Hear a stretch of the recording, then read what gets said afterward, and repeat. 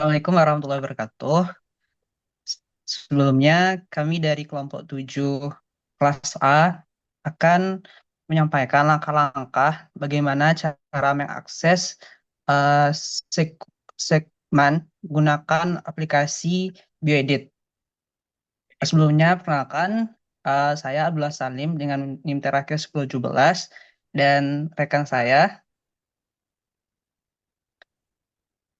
Saya Nabila Ramacit dengan akhiran BP 1033. Saya Nifa Rahman dengan akhiran NIM 1011. Saya Novita Aprilianti dengan akhiran NIM 1007. Saya Desva Feraniardian dengan akhiran BP 2001. Saya Tiara Niza dengan akhiran NIM 20. Saya Bustanul Ulum dengan akhiran BP 3001.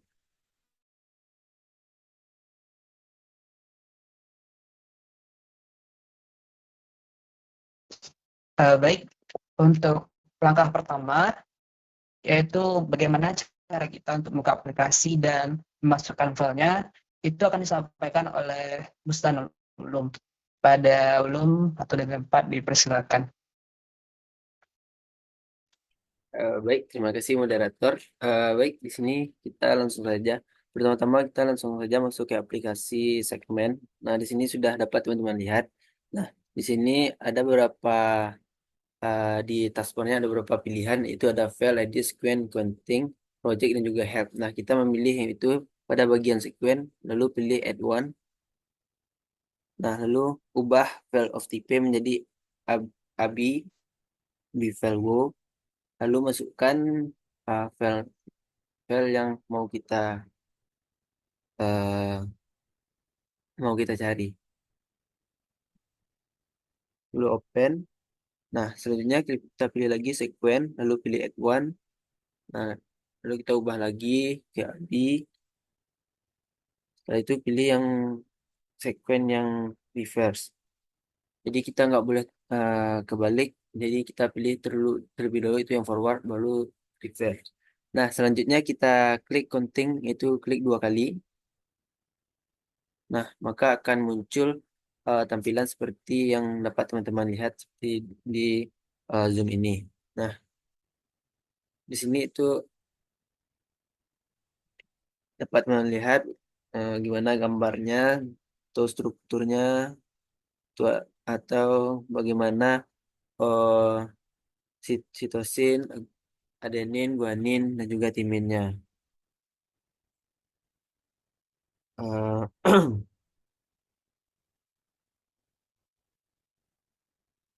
mungkin sekian, saya kembalikan ke moderator. Baik, terima kasih kepada Bustanul Ulum. Untuk langkah berikutnya, bagaimana cara kita untuk mengubah bahasa yang ambigu, itu akan dijelaskan oleh Novita. Kepada Novita, dipersilakan. Baik, terima kasih kepada moderator. Untuk selanjutnya yaitu bagaimana caranya kita bisa melihat bahasa sequence dari forward dan reverse yang telah dimasukkan tadi, itu apakah dia itu terdapat bahasa ambigu atau tidak. Nah, untuk caranya itu kita bisa melihat dari layar itu bahwa ada spektrum atau puncak gelombang atau bisa juga disebut dengan elektrofolegram, di mana elektrofolegram ini itu juga merupakan visualisasi hasil sequence berupa puncak yang mewakili masing-masing data. Nah, untuk cara-caranya yaitu pada bagian layar terdapat berbagai macam-macam bahasa atau puncak dari masing-masing data, itu bisa dilihat berbagai macam warna. Nah, berbagai macam warna ini eh, merupakan masing-masing basa di mana mulai dari yang warna hijau itu berupa basa adenin, merah timin, hitam itu guanin, dan juga biru itu merupakan basa dari sitosin. Nah, untuk cara menentukan dia itu memiliki bahasa ambigu atau tidak, oh iya, untuk bahasa ambigu itu sendiri merupakan bahasa yang ragu atau tidak bisa terbaca, mungkin karena disebabkan oleh adanya kontaminasi dari DNA dan juga adanya kesalahan dari PCR dalam DNA. Nah, untuk langkah-langkahnya kita bisa mengklik pada bagian icon edit, lalu kemudian find conflict, dan di sini langsung kita find next aja. Nah, di sini kita bisa melihat pada garis berwarna hitam, di mana garis berwarna hitam itu menandakan bahwa bahasa tersebut merupakan bahasa ambigu. Nah, untuk menentukannya kita bisa melihat di mana masing-masing bahasa itu memiliki puncak yang tertinggi yang dijadikan untuk bahasa ambigu. Nah, dari sini kita bisa melihat bahwa puncak tertinggi itu pada eh, T atau hijau itu adenin, maka kita mengklik pada keyboard itu caps lock berupa T. Nah, begitupun untuk seterusnya, kita klik pada ikon yang sama juga, edit dan juga find juga tadi, dan menentukan mana saja bahasa ambigu dari masing-masing bahasa tersebut sampai dia 911 whisper. Mungkin sekian dari saya, dikembalikan kepada moderator. Baik, terima kasih kepada Novita yang telah menjelaskan bagaimana cara mengubah bahasa ambigu. Lalu, bagaimana cara kita untuk menyimpan file bahasa ambigu yang telah diperbaiki? Nah, untuk itu penjelasannya akan disampaikan oleh Kak Cila. Kepada Kak Cila, dipersilakan. Terima kasih pada moderator. Untuk langkah selanjutnya itu setelah memastikan dari bahasa ambigu sudah benar dan tidak ada kesalahan, kita dapat menyimpan file dengan cara mengklik menu yang di atas yaitu config. Lalu kita mengklik save consensus,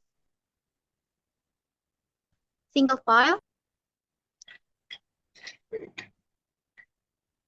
Lalu kita akan mengubah tabnya menjadi fast A dan memberikan nama itu sequence dengan akhiran .fast.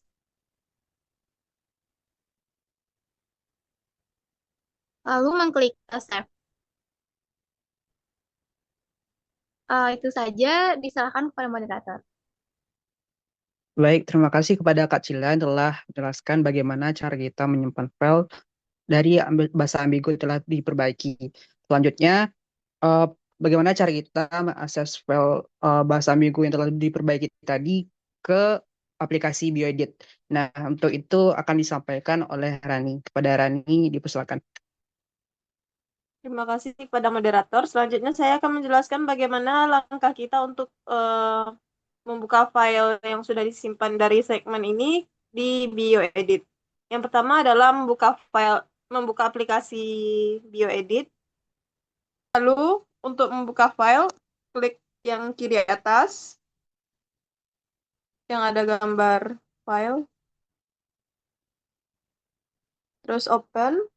Terus buka file yang sudah disimpan dari segmen tadi. Lalu open. Nah, dari sini kita bisa tahu untuk data-data yang kita perlukan itu selanjutnya kita save dengan cara sequence.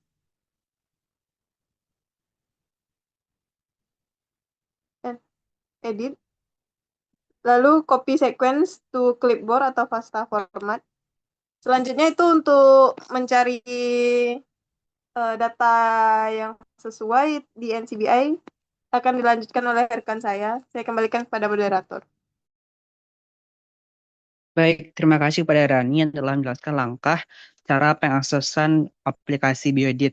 Nah, setelah kita akses di aplikasi Bioedit, selanjutnya itu kita sambung ke web NCBI. Nah, untuk ini akan dijelaskan oleh Tiara. Kepada Tiara, dipersilakan.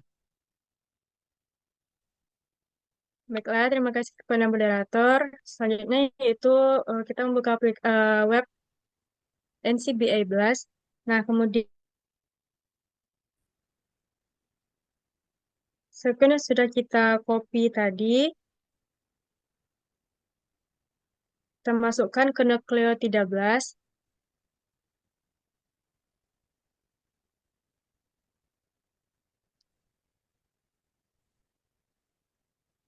Kemudian paste pada bagian enter query sequence.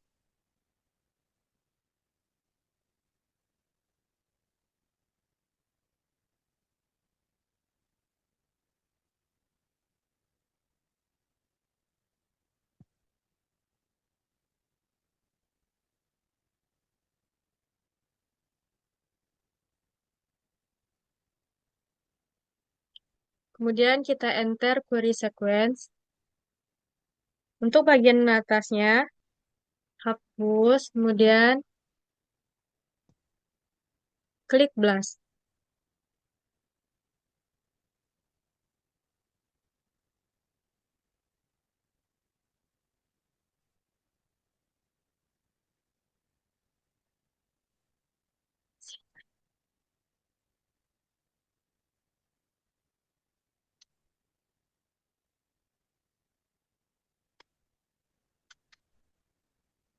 Mungkin sekian dari saya kembalikan kepada moderator. Baik, terima kasih kepada Tiara. Nah, untuk terakhir itu kesimpulan dari langkah-langkah yang telah kami lakukan terkait pengaksesan aplikasi segmen dan bioedit yang akan disampaikan oleh Hanifah Rahman. Kepada Hanifah, disilakan. Silakan. Baiklah, terima kasih kepada moderator. Di sini saya akan menyampaikan kesimpulan dari sequencing yang kita lakukan tadi. Yang mana dapat diperoleh kesimpulan hasil sequencing tadi dimiliki oleh Barbodes Binodatus isolate dengan hasil similaritas yaitu 96,85%.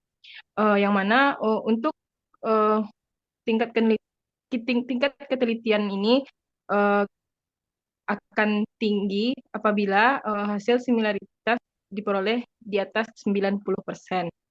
Mungkin sekian kesimpulan yang dapat saya sampaikan. Saya kembalikan kepada moderator. Baik, terima kasih kepada Hanifah atas kesimpulannya. Sekian dari penyampaian dari kelompok kami mengenai step atau langkah-langkah bagaimana cara mengakses aplikasi segmen dan bioedit. Mohon maaf apabila ada kesalahan. Terima kasih. Assalamualaikum warahmatullahi wabarakatuh.